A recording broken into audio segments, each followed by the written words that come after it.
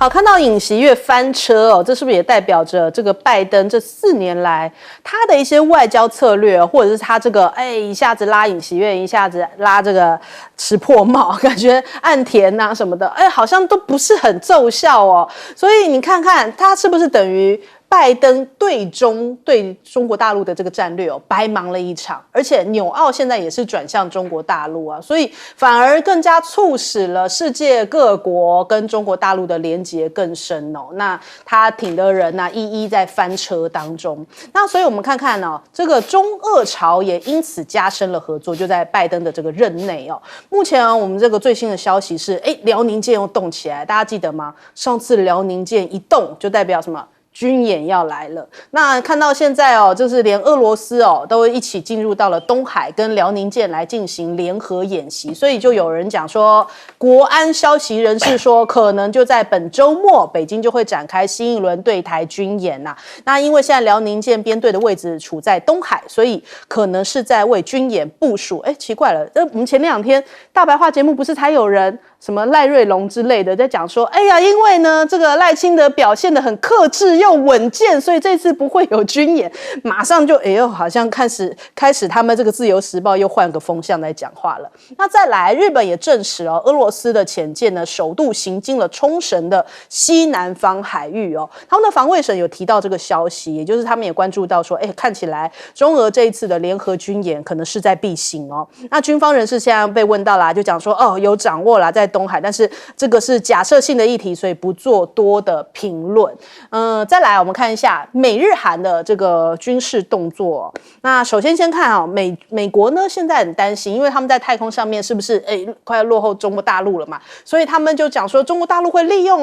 大量的人造卫星，然后远距离来对于美国以及它的盟国一些舰艇啊、航空器进行探测、跟踪，还有什么攻击远程的杀伤链所以为了要这个防止或者是要针对持续增强军备的中国大陆、朝鲜跟俄罗斯的威慑力呢，所以他们现在美日来进行协作，也就是说他们要有一个驻日的太空军成立了呀，就说这是为了要对抗中国大陆，提高太空监视跟导弹的警戒能力。还有他们在夏威夷这里就是海军陆战队把这个陆战队远征舰队的阻绝系统他们现在部署在那边，说是要针对中国大陆的军事快速威胁的快速反应，达到以陆制海打击能量。还有他们现在有一个新型的鱼鹰运输机也说部署在日本这一边，也是好像在日本啊、南韩啊，然后夏威夷啊这边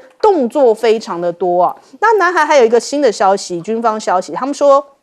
接下来他们要有一个纸板拼接无人机，这有点让人难以想象纸板拼接他说在年底前呢要采购100架纸板拼接的无人机最快在2025年会展开这个装接，然后会有这个无人机的作战司令部来提升南韩部队的勤侦这个能力勤侦能量。那再来还有这个俄朝现在对于乌克兰又再一波的威慑，普丁说不想要和平协议，想要摧毁乌克兰，竟然有这样的报道那他们讲说大部分讨论仍然集中在乌克兰可能愿意做出什么样的让步，然后确保谈判实现和平，但是他其实目标很简单，就是要彻底消灭乌克兰。当然这是美国媒体的一些相关的报道那还有乌克兰的大使他们讲到啦，他说现在俄乌战场除了北韩部队还有中国制的炮弹所以第3次世界大战形同已经登场，就是也要把这个中国大陆给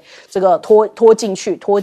算是扯进来了。那再来还有乌克兰，他们想说要加入北约，但是盟友的反应可能让这个泽伦斯基要心凉了因为他们现在看起来这一些北约外长会议上面是回避了这个基辅的呼吁因为基辅一直说让我们加入北约，但他们就巧妙的避开了这个话题。泽伦斯基现在宣布说基辅呢制造的飞弹要进行测试那普丁这个俄罗斯的国防部他们也讲到，他们现在有一个新一代的高超音速巡航飞弹那它这个是装备在俄罗斯的海军护卫舰上面，而且目前现在已经在地中海东部进行演习了。他说这是另外一种可以携带核弹头的武器，所以我们看到了有榛果树，然后现在还包含了他们的海军的护卫舰上面也可以携带这种核弹头哦。好，我们首先来问一下介老师怎么看？我觉得，这个就是说，民进党在炒作说大陆要进行军演啊，那前后又不一致啊。不过我是觉得大陆进行军演的话，我觉得他有一个从他前2次军演可以看出来啊，就看这个赖清德他有没有发表一些啊，这又是新两国论的言论啊。那这次在美国，事实上看起来，我看了，包括他们这个报道啊，还有这个赖清德办公室的这些新闻稿啊，赖清德措辞很小心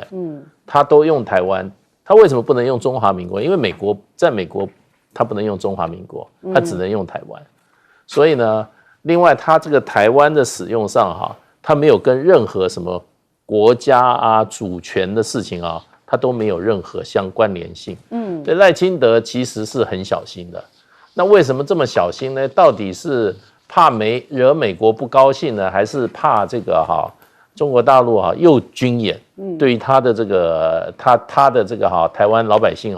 民心的转变？所以不管怎么样，我觉得他事实上这次是还蛮小心的，还不太敢公然那在那边又讲什么中华民国跟中华民国互不隶属这一类新两国论的。对，我觉得他只要他的言行上面能够自我克制不要太冲动，不要像那个尹锡悦一样就是说逞一时之快，对，最后招来这个非常严重的后果情况之下，我觉得应该不会有这个军演。那大陆也不可能每次就你动一个动作就军演。我觉得这一次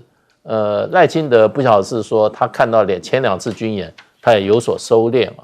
我觉得这个都有可能都有可能。不过就变成就是说中国大陆现在跟俄罗斯军事的战略联合巡航，海上的跟这个空中的都加强了，而且呢都是怎么样？都是那个重磅型的武器。中国大陆的这个轰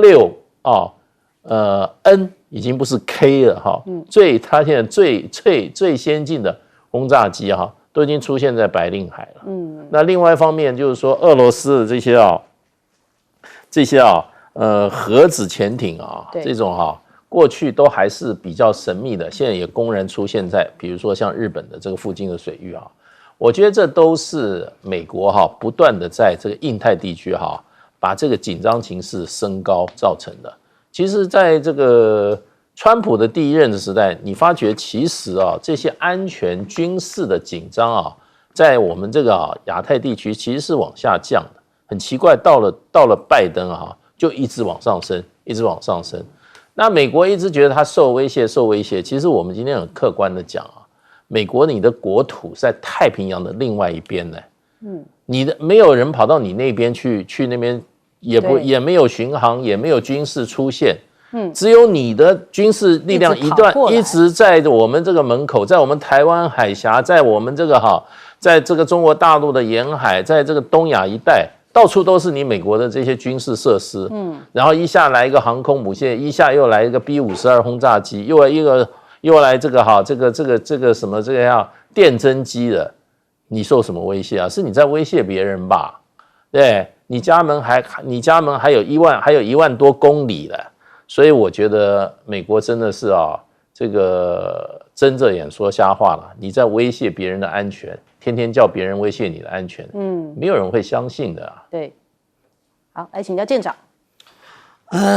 现在大家都说可能会有联合利剑2024C我个人是不赞同这种看法的。那另外我们现在有什么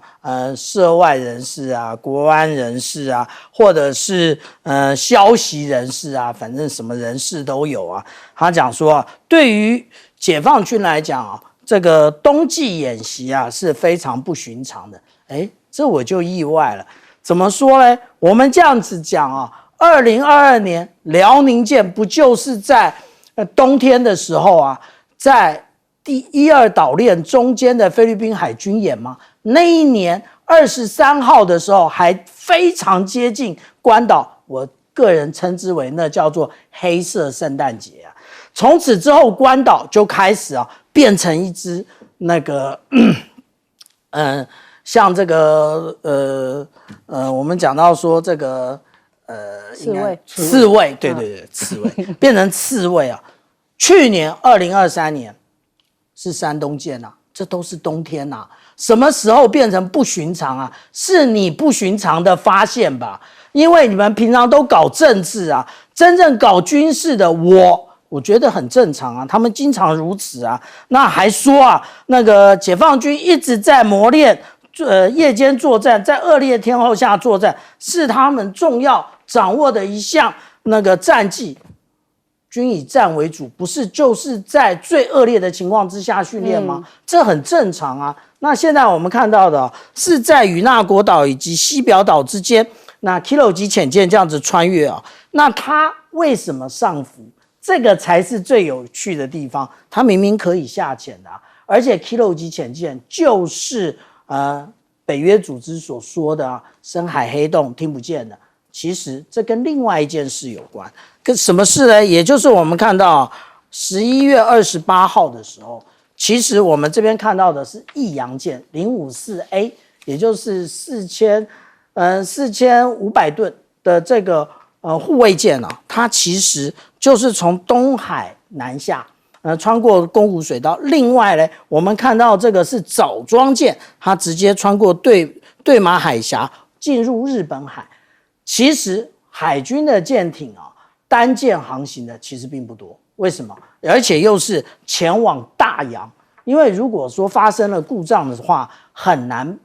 难有人施救，然后你还要再另外派船去。所以真正的原因是什么？其实我在多年前就写过一篇文章，他们在掩护潜舰出去，只是我没想到的是不是现在已经包含了俄罗斯潜舰都由解放军来互进互出这个就是中俄的军事上不封顶的一个现象其实也就是大家会觉得很紧张但是美国的情报总监早就讲过这件事了，他就说美国在东亚的军事要重新评估。好，来请教郑老师。我刚刚接着讲那个标题，你们提到说拜登的抗中联盟垮台了那很多他的这些喽的拍拍屁股要走人。我认为在这个形势变换的时候，还没有前定局之前，其实非常非常凶险那么拜登当然现在他已经要准备下台，可是你看他可以这么疯狂的，跟尹锡悦差不多。尹锡悦是戒严救他妻子，他可以特赦救他儿子，这种不要脸的什么事都敢干，所以他这个时候其实是他拼命在做很多事情。我都认为尹锡悦搞不好经过他暗示，他临走一搏，然后就尹锡悦自己也到的时候非得拼个生死，只是没有得逞。我认为前个阶段日本新首相石破茂那个车祸，这么堂堂一个首相的安全，怎么会发生个车祸呢？当然没有死人，可是那说不定是美国人给他个警讯。石破茂大概想投机，可是他不是什么安克鲁萨克群的，像澳洲就是澳洲这一类的，所以美国人马上给他一个警告，再过来不是就是小车祸，搞不好就没命了。你看他们还在各种各样的布局。再往南看，菲律宾现在怎么样？菲律宾那个小马克思拼命要铲除杜特基那个家族，那个是凶残。那个美国对于杜特基家族过去比较不那么亲美，稍微对中国友善一点。这个美国人是怎么样在动？到现在没有停止。对，你看看南亚，包括越南最近是好一点了。因为南亚那个印度都过去那个对中国多凶，不止这样，那个中亚那个地方，其实美国的势力一直在那边做各种各样的搅局。再往北看，中国的北方那个蒙古共和国，现在亲美亲的不得了。所以我是觉得说，他的拜登任内拼命的布这个局。可惜未必能够得逞，但是我并不认为他已经完全放弃。继任的川普会怎么样？不知道。可是川普不是能够完全决定的，因为这个下面是军工复合体不断的靠着丑化、污名化，为刚才这个介大使讲的威胁，来给他们很多借口，他们还可以卖军火，他们还可以各种各样的制造各种各样的争端。我认为这一点绝对一定要料敌从宽。我宁可往坏的地方想，不能够掉以轻心。那像你说，就像这个纽西这个澳洲这些，就投机派嘛，他只是稍微这样子。只要川普的动向一清楚，如果他继续要压制中国，马上这些家伙跑得比什么都快。这讲的还是在中国周遭相对的这些美国人拜登部的包围力量。你不要讲那个传统的欧盟、NATO 这些北大西洋公约，这些都是，特别是英国从来没有松懈过。所以我是觉得，包括刚才提到说俄罗斯跟乌克兰也是到了一个转换阶段，到底会朝向停火呢，还是停火之前，事实上有人就要把它升高，把它变成一个第三次世界大战。因为如果停止，对于很多原来这些坏蛋、既得势力者，不但利益减少，搞不好还要被清算。他这个时候，他跟你一拼的时候，会出现很多可怕的意外。昨天的南韩这个，绝对要让我们看到，不可以掉以轻心。好，我们先休息一下，广告之后马上回来。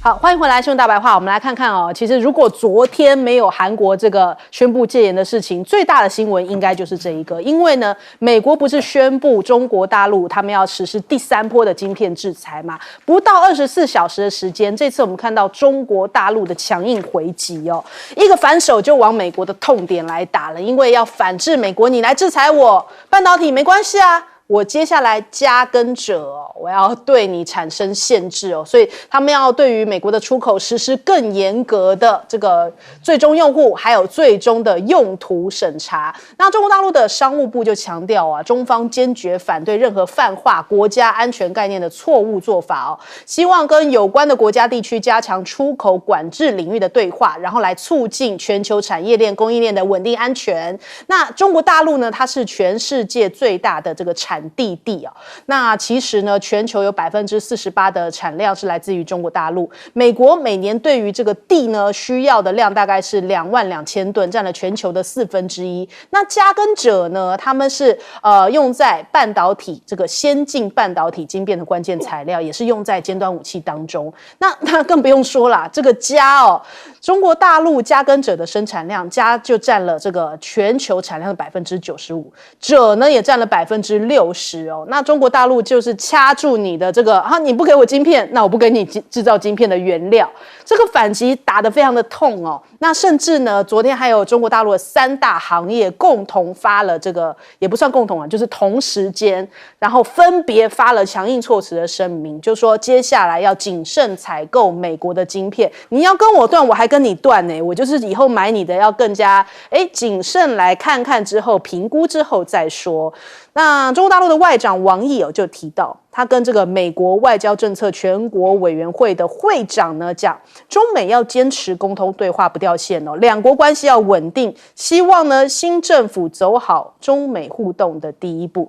对美国下马威啊，就是我们之前讲的这句话，中国人不吃这一套，现在展现的更明显了，不用等很久，1天之内就给你回应了。那再来看到了，现在美国的企业倒是像热锅上蚂蚁，好急啊，急如律令，现在要囤货，美商一直在催，就说哎呀，跟中国大陆的物流公司讲说，哎呦，这个货物可不可以在川普上任前麻烦哦，赶快送到，现在倒数1个月啊，赶紧送来哦。还有这个链博会上面，据说有非常多的一些厂商啊，在讲说，希望可不可以提前发货，就询问能提前发货的这个客户数量增加了。那他们自己除了这个外部的货要买进来要赶快之外，他们自己现在在美国自己本身也要打好跟川普的关系，为了要打入川普圈子说美国大企业高层都拼了，因为他们现在用这种非常规的手段积极寻求，比方说在 Podcast 啊，或是非传统的媒体上面啊，这个社群啊刷存在感，然后为了要这个得到川普的青睐甚至还去投资川普家族的加密货币啊，还有呢，为了要迎合共和党呢，有一些企业就删除了自己以前网站上面有讲到亲民主党的一些内容哦。哎呦，赶快大转弯，现在急呀，各方面都很急哦。那真的对于中国大陆来说的话，你看看现在中国大陆的汽车制造业，比亚迪也好，华为也好，各式各样的一些电动车、新能源车哦，在全球销售。纽时就讲啦，你美国再怎么样抵制哦，其实也没有办法挑战到、影响到中国大陆在这个市场上的统治地位。所以中国大陆他们现在也有一些迎接关税战的措施哦，在11号的时候会有一个中央经济工作会议登场，也是要制定明年的经济目标还有刺激计划。那再来我们看一下哦，中美其实现在也就是全球押宝啊，两头大厦在对战的时候呢，来看看这两个国家作为代表啊，澳洲这个艾班尼斯，他们现在终于迎来了这个红肉的这个解禁啊，哎呀，对他们来说等了好久哦。先是红酒、龙虾，然后现在终于等到了。他说，对于澳洲的贸易跟就业来说，这是一场胜利呀，非常的欢迎这样的解除限制哦。但另一个人他是押宝在拜登哦。那现在可糟糕了，他跟这个美国企业一样急，就是杜鲁道，杜鲁道现在多急呢？他去找川普啊，因为他也被制裁加税25%嘛。那川普就讲啊，因为这个杜鲁道跟他讲说，哎呦，你加了25%的关税会摧毁加拿大的经济。川普怎么酸他啊？他说，如果加拿大不能每年从美国赚1000亿美元的话，就不能生存了吗？那你就应该要成为美国的第51州，不如你来当个州长吧。哎呦，真是太酸了。我们来问一下季老师怎么看？其实中国大陆事实上话，在过去的8年，其实一直在跟美国在进行脱钩。虽然反对美国的这个对中国大陆进行各项贸易制裁啊，还一直跟美国讲说，就是说贸易战打不得，打起来就是两败俱伤。那可是虽然这么说，可是中国大陆事实上话，跟美国在准备各种美国的这个贸易的报复的部分这个已经都准备好了。就以这个稀土来讲中国大陆稀土过去它没有完全归于一个中央的管制机构。可是就在美国跟中国大陆，就在川普的前任开始，中国大陆开始整顿它的整个的，把它的稀土产业全部整合纳到它的中央的体制下。所以呢，它的准备工作做了也有2-3年了。那可是一直也都没有用，因为它加耕者基本上它的出口就是说，譬如说啦，就是说中国大陆过去对美国只有几家公司它进行过制裁，譬如说对于这个洛克希德，对于这个雷神，甚至对于一些军火工业制裁的公司不多大概不会差起来超过10家公司。那制裁的话，也就是说你跟他做生意的话，你所有的生意的合约你都要得到主管单位的许可。就是说中国大陆，比如说商务部主管，你要卖东西给他，你要跟我申请你要跟他买东西，你要跟我申请。本来打击对象这一次嘉者跟这个还有就是这个 T 这3个稀土，基本上任何美国厂商要跟中国大陆买进口这些东西全部要经过中国大陆商务部的许可。所以就是全面的管制了。对。过去只有几家厂商，现在是对美国这个打击效果就非常大。所以可是中国大陆要准备跟美国这个做斗争的武器，它也是花了很长时间才把它整个从产到销的过程纳入到中央政府的一个管控里面，一个机制管控里面。所以我觉得中国大陆做事情它都是一步一步来的。那现在我觉得在这个时候突然这个出手因为就是说基本上也是在警告即将上任的这个川普总统，也就是说你如果说你出手的话，中国大陆也不会不做任何的反制。这个反制的话，对于美国的军火工业可能影响非常非常的大，尤其在军火工业。那么 F-35像这种战机它需要好多的稀土原料，如果缺乏这种，它的先进雷达制造不出来，它的这些炮管的一些冷却系统也都会出现问题。所以我觉得中国大陆是不出手则已，出手都还蛮精准，也蛮重的。好，来请教郑老师。我觉得川普这个人，不管未来在美国的历史或者是世界的政治史上，绝对会留下一笔啊。他这是个蛮特殊的人哈。我们过去看到那个美国的神话啊，就是说他们的政治多么的清明，那么人民不必太担心啊，你要偏哪一边或他们，特别是做生意人，你可以非常自由的、自在的啊，受到国家的各种各样的法治的保障，不必担心。但是呢，这表面就是个骗人的，私底下那些官商勾结，他们这个军工复合体，那才是真实的嘛。那川普一闹一弄，结果把很多下面的就见不得人的全部都抖上来了啊！所以大家才看到真相。那这次政权一轮换，那些企业家那个吓坏了。不要忘记啊，川普在选的时候，他募的钱是比拜登跟贺锦丽是不是差很多啊？那些家伙都现实，看到那个拜登原来是有一面，就往那边扎，然后看到川普不太支持他这边，对，好，现在翻转，他急得如热锅上的蚂蚁，拼命去拜码头，拼命去，比如说包括对民主党的支持都要赶快删啊，想尽办法去讨好川普可能相关的企业，丑态百出，但是也很好啊，不要再讲那些神话。台湾或者很多亲西方、亲美国的，不要再相信他们那个神话，这才是真实的一部分。另外我是觉得说，他们对于中国啊，过去就是予取予求，讲不客气就是土匪嘛，我的还是我的，你的就是我的，所以不管怎么样，他要予取予求啊。这次，比如说他们在这个中国大陆的很多的地方，经过几十年，赚的都是辛苦钱，都是血汗钱的。刚刚讲那个稀有金属或者包括铝。中国大陆的外销铝是给全世界做了很大的供应，那个炼铝是要很多的电，要很多的能源的，要消耗很多，他们都认为理所当然，是吧？污染留在你那边，这个廉价的东西我享用。等到你稍微壮大，你的产业链起来了，你的这个产品能够在世界上有竞争力，他马上反过来讲说，中国大陆现在这个生产力对全世界是个威胁。那你们过去你们这个西方国家很多。各种各样的产业或者这个产品，打遍全世界，大家都乖乖的，任你们这个爱你们的打，不买你们的不行。你们有说这个是对别人是威胁吗？而且人家如果因为你们入侵太多，要稍微做个保护，马上说你看这个保护妨碍自由贸易啊，这个一定要惩罚，还列入黑名单。你今天回头看。他们嘴巴讲的那套什么自由贸易啊，大家公平对待，全部是假的。就是我刚刚讲的，我的还是我的，你的就是我的，我要怎么样霸就要怎么恨，完全拿他没办法。好，现在中国大陆力量起来了，开始进行一些，说真的，也不过是从消极的防守，当然现在已经进展到可以有一些主动反击的力量，他们可就受不了了，他们会觉得说怎么可以这个样子？那为什么不能够这样子？所以我是觉得说。川普因为上来，他对于国内外各种形势带来很多的转变。他新的对外那些政策，包括加关税，包括这样能不能得逞不知道。至少我真的是惹起一堆尘埃，把很多在过去这个帝国主义、这个蛮横不讲理的，大家敢怒不敢言的，这次不但被掀开，而且看开始人民有力量反击，这个实际上是对世界的进程是很大的进步。好，来请教舰长。拜登啊，即将卸任进入看守，可是他对于中国大陆啊一点都没有缩手，他现在要进行第3波的一个制裁啊。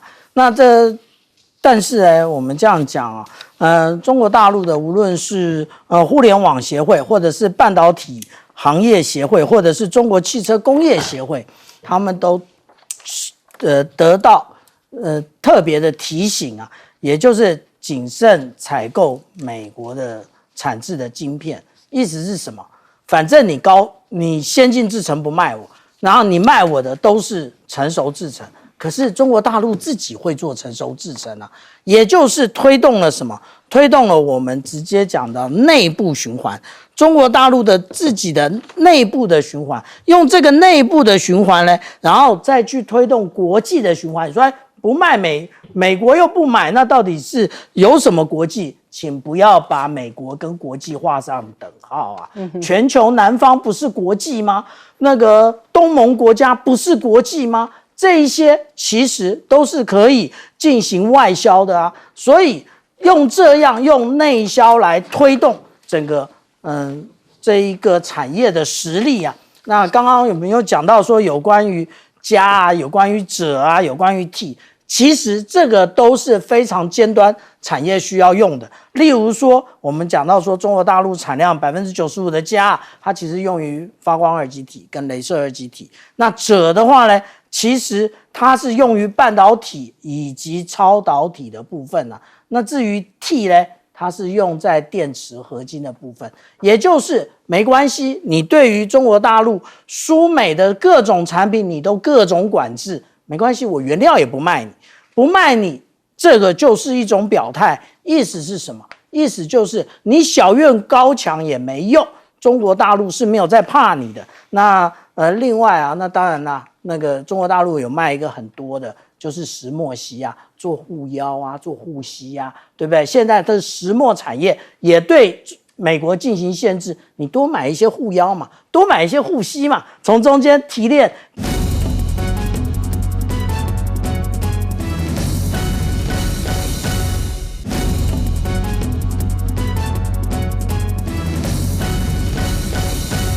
韩国出现的闹剧啊！昨天呢，南韩戒严，人民炸锅。那尹锡悦他讲的是说，他要铲除亲北韩的势力。他说要透过这个戒严，然后重建保护正在陷入民族灭亡深渊的自由大韩民国。那所以他把自己讲得非常有正当性，但问题是没有南韩的人愿意接受他这个讲法。那昨天看到了啊，韩国戒严的情况，坦克、装甲车全部开上街头哦，那所有在这个街头上面，大家出现了一副那种好像要战乱一般的那种恐慌感呐。军方甚至是直接接手了首尔的治安哦，所以民众就把这些照片给拍下来，甚至在国会关闭的时候呢，也爆发激烈冲突。我们来看看啊，在国会外头呢，其实呢，警方就把这个试图冲进国会的群众哦，就包围在外，那甚至连他们的这个国会议员哦，都是翻墙进去的。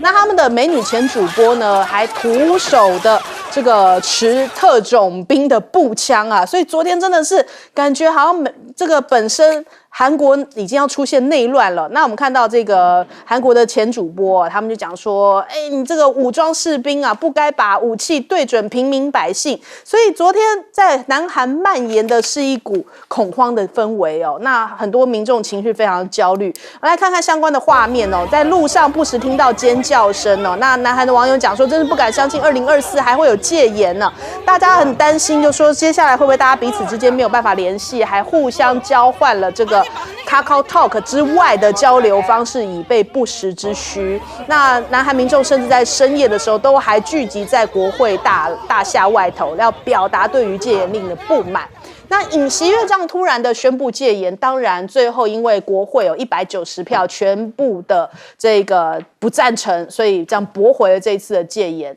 那戒严就这样经过了6个小时，在凌晨4点半的时候，尹锡悦宣布啊，依循国会投票决定把戒严解除，并且撤军。他说他宣布戒严是为了要救国家，可是现在引发大家的诟病，说他竟然没有跟幕僚沟通哦，甚至他是擅自决定要戒严的，连记者都被挡在这个新闻发布室外，很可怕，这怎么会有这么激进的一个行动啊？那甚至现在南韩的在野党就出来喊这个，他们就讲说，尹锡悦如果不下台啊，今天将要再启动弹劾，因为他们其实一直以来，尹锡悦为着他太太的这个金建熙的事情国会大概陆陆续续发动了22次的弹劾，还有党预算呢。那尹锡悦就这样讲说，哎呀，这个是毁坏宪政秩序哦。他被弹劾的5大理由就包含了涉及了陆战队士兵溺死的调查案，还有第一夫人涉贪啊，两韩局势紧张，还有亲日的政策。他就讲说，哎呀，不能叫日本为100年前的事情来道歉啊，这番话也是让非常多南韩人无法接受哦。那他说还有这个没有办法阻止日本排放川水这件事情，你怎么好像变得像日本人一样站在日本这一边？所以现在这是南韩对于尹锡悦的怒火已经累积到了极限了。那我们看到现在很多他的一些幕僚全部在跳车，包含了他的总统府秘书室长，还有多名幕僚都已经宣布请辞，没办法再跟他站在一起啦，因为它整个已经臭掉了，所以它已经变成了一个民怨众矢之地哦，还不赶快跳车不行。现在连路透社都不看好这事情，说恐怕这会是压垮尹锡悦的最后一根稻草。因为现在各方的说法，包含了工会也好，包含了人民也好，包含了反对派也好，都说如果尹锡悦不下台，要持续抗争。那甚至还有一个很奇妙的地方，我们讲到昨天他不是宣布戒严，军方接管了首尔治安，军方其实围在这个国会外头哦，但是他们说是不是尹锡悦已经丧失民心了？当议员要翻越围墙的时候，戒严部队几乎没有阻挡哦，所以韩国媒体分析，这可能是跟尹锡悦在10月的时候冻涨军队的伙食费，还有削减饮食补贴哦，以及这种取消节日加菜金有关。他们就这样子，让议员就这样翻进去，他们是不是军方内心里面也已经对尹锡悦非常的愤怒了，所以他们完全没有阻挡，代表尹锡悦也已经丧失军心了。再来，这个恐怕也是全世界非常震撼，因为昨天 Google 的热搜上面大家都在搜寻南韩戒严、韩国戒严这些词句哦，变成了热搜关键字。那连南韩的网友他们自己彼此之间在这种社群上面的讨论都说，大韩民国出现史上最卑鄙的总统啊，这脑子是有病吗？还说太疯狂了，宣布戒严只是为了要保护老婆跟买酒的钱。那微博热搜也是啊，这个在榜上面全部前头就是大概第1名、第4名哦，也都是在讨论说南海到底发生什么事情啦，尹锡悦的弹劾案啊相关的事情。那更扯的是说，连白宫都不知道这件事哦。白宫跟美国国务院都讲说，我们并不知情哦，所以尹锡悦真的是蛮干啊，这完全连美国都不知道，连他自己的亲信周遭的人都不知道，国会也不知道，就这样自己宣布了哟。所以美国国务院就在讲说，他们没有收到尹锡悦的公告，会严正来关注南韩的事态。然后白宫也正在跟韩国政府保持联系，连日本都讲说非常震惊这个消息哦。所以美日韩3个不是同一阵线吗？结果日韩这个美国跟日本都不晓得，而且今天韩国的股市早盘就下挫了，那连他们的汇率也是创下2年新低。那他更不用说他们的一些国家级的企业哦，这个三星啊、SK 海力士、LG 现代、Kia 全部股价都是重挫哦，所以看起来他们现在要赶快救市。已经出动了70亿美元来救股市，真的是被尹锡悦给搞砸了。那最主要的关键人物金建熙，因为他几度的就说，又收了名牌包啦，然后涉嫌炒股获利啊，后来通通都是不起诉，说什么罪证不足哦，所以引爆了大家的一个愤怒感。那纽时在讲说，这恐怕不光是对于南韩的一大危机，这恐怕也是美韩同盟的一大危机哦，因为大家都记得尹锡悦跑到拜登那边唱美国派啊，然后显示出来好像跟美国关系非常好，但是呢，现在对于拜登来说，国际反民主浪潮推动全球民主外交的拜登政府，到底这是该怎么面对呢？非常的讽刺啊！首先，我们来请教一下郑老师怎么看？就像那上面讲的，2024年还会出现这样一么恐怖的行为。当然，这个并不是一个简单的闹剧，还好他没有得逞。如果得逞的话，那就是一个大悲剧，这是生死关头的，非常凶险的。你看那个军队都包围了。这些议员是要翻墙进去，而且民众是跟军警是对峙。这次听说这军人没有那么样的强力的阻止这些反对派议员，就是尹锡悦在军方做了很多不得军方民心的这个军心的事情。对，要不然这个事情发展下去，恐怕未必是这样子。所以你看他那个主播为什么挡着枪口？如果没有韩国的人民如此的坚决站出来，那这个恶棍可就得逞了。这是第一个，其实非常凶险的，表示说我们在台湾。在很多地方不要掉以轻心，因为这怎么可能呢？来到这一个正的21世纪的时候讲那个话，其实都低估了这统治者那个凶残的统治者为了权力不择手段，那才是真实的。第二个，你可以看到尹锡悦是用什么呢？通敌啊，说这些国会的这些议员做这样的措施都是亲北韩的势力，所以他把它铲除，为了国家的安全，不受共产主义的北韩什么威胁，都是用这一套，用爱国，然后用外面说反共。这个在台湾也非常非常类似，非常的廉价，可是非常的好用。这就是这一些家伙动呢，都干这种事情。你看看，最重要的是民进党的反应，我吓一跳。我看到黄珊珊跟洪孟凯他抛出文章，说民进党竟然他们有抛文说表示支持认可这个事情。对，他们是同声相应、同气相求啊。你看看这个本质上多相近，不要以为说像看戏看热闹，这个可一点都不好玩。第三，那这个事情一发生到现在，不只是这样，我其实很好奇，说各种各样的反应。第一个当然最关心是美国人到底事先知不知道？美国人很有趣，第一个不要说是吗？这什么还在了解这个状况最早的反应，然后再来就说，我马上发表说我们并不知道尹锡悦事先要做这个事情。第三，当这个国会发挥力量，把这个戒严解除之后，美国的发表说他们如释重负。其实美国知不知道啊？我先没有办法做判断。但我要讲说，如果这个是发生在北朝鲜、发生在中国、发生在俄国，你看看美国是什么态度？不分青红皂白，第一时间马上作死，然后第二时间马上谴责，第三马上各种压力进去，这是他们的作为。可是这一次是亲美国的尹锡悦啊，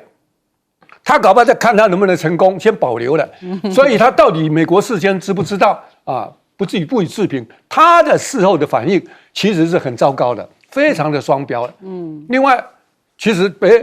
有个很重要的，这次事情刚刚主播提到，全世界都关注，对，这个就是现在比较好的优势。我看那个视频，他们韩国的反对党李在明一路开车，一路用视频在 YouTube 里面马上就发出去，号召民众要去保卫他们的民主。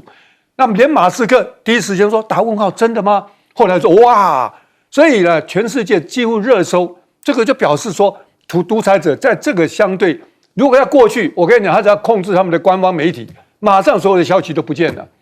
那最后这个事情，连韩国的工会都起来了，宣布罢工，所以一定要让尹锡悦下台，没有到他下台绝不停止，更不要讲股市各种各样。所以呢，这个事件还没有结束，还在发展之中。那连戴清德都表示关切，我们台湾的老百姓一定要关切韩国这个模式。民进党搞不好心里见猎欣喜，他们一定很万谈说怎么没有成功呢？成功就可以比照办理，复刻了，这是他们自己一样。民进党今天在不得民心，尹锡悦是17%，他最硬干，而且现在要惩戒了，军方啊，包括他们的国防部长，连不要讲反对党说他如果不下台要弹劾他，连他自己的执政党，对，很多人都赶快辞职啊！如果跟那个总统无关，说我跟我无关，他们已经通过。要叫这个尹锡悦退党，尹锡悦的内阁要总辞，不能够继续下去。所以这件事情，我们台湾一定要引以为戒。好，来请教谢老师。这个尹锡悦用来那个戒严的理由哈，他说韩国有潜伏在国家里面的反国家势力，要推翻韩国的制度。我还第一次听说韩国还有一些潜伏的势力啊，推翻国家制度。这个讲法，我觉得好像跟这个我们现在民进党有一批人想法很相近民进党每天散布台湾内部有第5纵队，对，然后还有什么在地协力者啊，天天散布的。我觉得他们真的跟那个尹锡悦真的是有通气的，这个非常的像。所以尹锡悦可以干这种事情，我真的怕这种事情我们在台湾也发生。这该不会是美国的中央厨房，教各个？对啊，我真的希望我们台湾不要，因为他们想法相近就是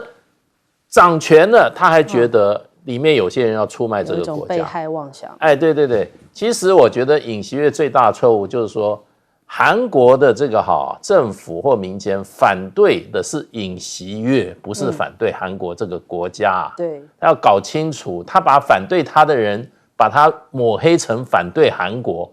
这个做法不是跟现在这个我们台湾的这个执政党一模一样吗？对啊，真的是一模一样，所以才会有立刻这个民进党什么，我看这个报纸上登的，后来就删掉了，在他们好像是立院党团的一个什么样的一个网站上。在 Threads 上面，对，就立刻就登一个，好像要跟尹锡悦怎么遥相呼应的感觉啊。那另外还有一些他们这些绿色的这些媒体，还网红还说，我们是不是可以比照？要看一看。可是你看看，就是说这个你不得不钦佩韩国的这些正义之士啦你看他们对于这些搞不清楚状况被拿来当工具这个军队。他们是毫不假辞色对，倒不是说今天怎么讲说这个军队怎么样如何，军队其实就是一个口令一个动作，可是呢，你看到他这个人民反抗精神是蛮强的，